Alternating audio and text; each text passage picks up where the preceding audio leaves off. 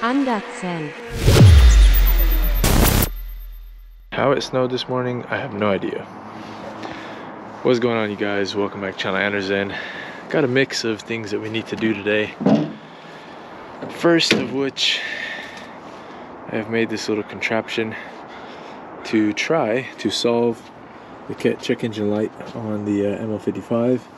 You can see I have another one here that did work to solve the light for the EGR, but then when that cleared itself, then it triggered the secondary air injection to have a fault. So basically took the old plug off for the old pump, and I've made a little contraption which I will electric tape here shortly, but be able to plug this in and take this for a quick drive and see if it will get rid of the check engine light. The other thing I wanted to do was make a formal video, since I've never really done so after we did the exhaust. I wanted to show you guys what the exhaust looks like on the ML55 and how it sounds, etc. You guys have heard before, but for those new, you guys will get a chance to hear it and just talk about the setup of what we have. It's nothing fancy, but it's done the job and it works really well and was pretty cost effective. So let's go ahead and start with this, and I'll take you guys for a drive and we'll see if it actually works. Alright, you guys, I got that thing mocked up. This is actually the bolt that snapped on the M156 intake manifold. It was a little stubby one, which is what I needed. It was the right thread pitch and everything. It was in my pocket in my jacket. So I wanted to put the grounds back just in case they're important. And there is our little, what's it called, resistor sitting there. Same one as here. And we'll go for a test drive now and see if it gets that check engine light to go away. For those that have been following along, by the way, still waiting to hear back what the insurance is going to do with this whole situation. We haven't really been driving this much, and I did want to say to you guys a big thank you and just really appreciate the support and the love you guys have shown, just commenting and reaching out to me directly, messaging. People were, you know, sending text messages and DMs on Instagram and stuff, just saying, you know, sorry it happened and glad that everyone was safe. And yeah, it just really made us feel the love. So like I posted on the community board the other day, saying that same thing. It's just the video that I had released on Wednesday, I'd already recorded, so I didn't get the chance to say this to you guys, but I really appreciate it. And all that love you guys show, I hope you guys know it comes right back from me and my family as well towards you guys. I've really been thinking a lot just like about the channel, and you know, 2,000 people are a part of this community now. And when you think of it in terms of YouTube and YouTube channels, you know, that's small fish. But in the world, like 2,000 people is a lot of people. It's a big number. You know, we get so used to like gigantic numbers and millions and billions and all those things. We get kind of like numb to the fact of smaller numbers still having a big impact. And when you think about, like, you know, I'm a teacher, so my school is gigantic to me, the amount of students that are there. And we only have, you know, 400 or 500 kids, and it feels like a ton of people. So imagining, you know, 4 times that amount being a part of this community on this channel is pretty insane. And even looking at, like, from a business sense, you know, there's companies that are major companies that don't even have 1,000 employees, 2,000 employees.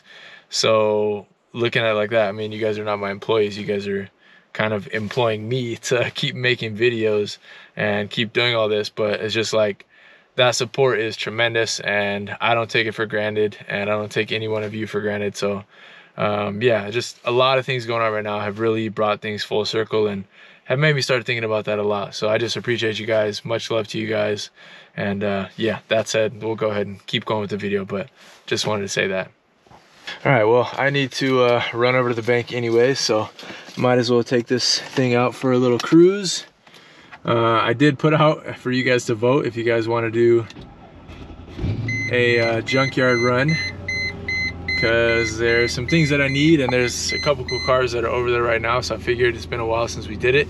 I was gonna go yesterday and then this morning, but then it was snowing randomly and got super cold. It's still gonna be cold tomorrow, but I think I'll definitely make a trek over there. There's a W124 over there that has some things I want to look at, and there's also a couple of W163s, so you know, maybe if I need to, I can snag the bumpers. I want to wait till I find one that's a sport kit and I can grab the proper black bumpers and black trim off of it. I don't want to have to worry about like trying to repaint, because enough of them pop up. They're not too rare to find what I need, so I'll wait till I find a black one that matches everything and don't have to worry about painting. But let me go ahead, take us out for a spin, and we'll start it, stop it a couple times, and see if that check engine light will go away. Last time when we did the EGR the same way, basically took me, you know, a drive over to the gas station and stop and starting it a few times, and then it basically just went away. So let's do the same thing here. Guys, this is such a great truck. It's almost like every time I drive the cars after I haven't driven them for a while, I just remember why exactly it is that I love them so much and enjoy them so much. They're just so good, man. This era of Mercedes, this era of AMG was just, I don't know, it's just so solid. Simple but solid and fun. This car is a joy to drive. This is like, we call it our truck, you know, being body and frame, and it drives like a truck, but it's just responsive, it's solid, and it's done a lot for our family. You know, before even the last video of literally getting my wife out of Dodge, like in a very scary situation, just in general, it's just been such a great family car for all of us, and I love it. It's sad to think that, you know, insurance companies total cars like these all the time for not much damage. I mean, to me, that's why like branded titles and things like that, you kind of have to take with a grain of salt, and it doesn't really scare me away from buying a car ever if you can do the proper research and find out exactly what went wrong. I mean, you definitely want to you definitely don't want to put yourself into a shady scenario. You really got to research it thoroughly and kind of get the vibe of the seller. But yeah, like, I mean, could you imagine finding this thing for 1,800 bucks, saying that the insurance totaled it out just from the bumper being damaged? I mean, pretty sure every single one of us would buy this thing all day long. So yeah, but anyways, great truck. It even gives you more gas for free while you're driving. If you guys noticed, when it's below a quarter tank, it kind of seesaws a little bit. It's pretty accurate above that, but another very common issue on the W163 is the gas gauge just being a little bit finicky. You guys have seen videos from me fixing it a while back, but yeah, but still, it gets below like quarter tank, it gets a little weird or confused. All right, guys, just got done at the bank. See if it'll go away. We start it right now. Nope, not yet. Still gotta drive some more, so we'll see if it goes away, and if not, no big deal. I'll pull over and I'll show you guys the exhaust setup.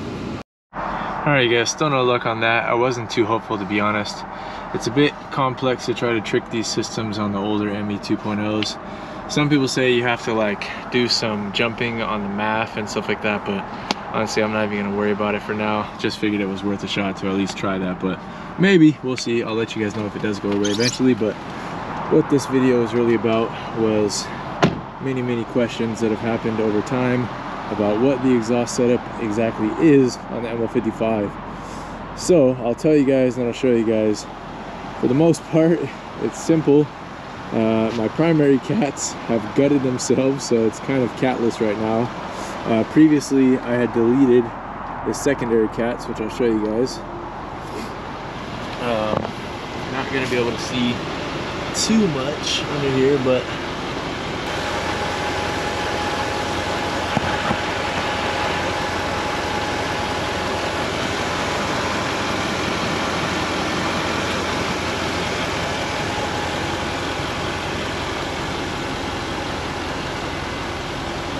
so basically, if you guys can see what's going on, basically just have I think it's 2.5-inch piping that connects to this Y connector and goes back. It's all stock from that point, but we got rid of the big muffler and the 2 secondary catalytic converters. So it's basically just all like I said, 2.5 piping. It's It's not mandrel bent or anything. They were just doing what they could at the exhaust shop locally. It's done the job pretty good. The back is all still the stock muffler. Sounds good, so I'll let you guys hear what it sounds like.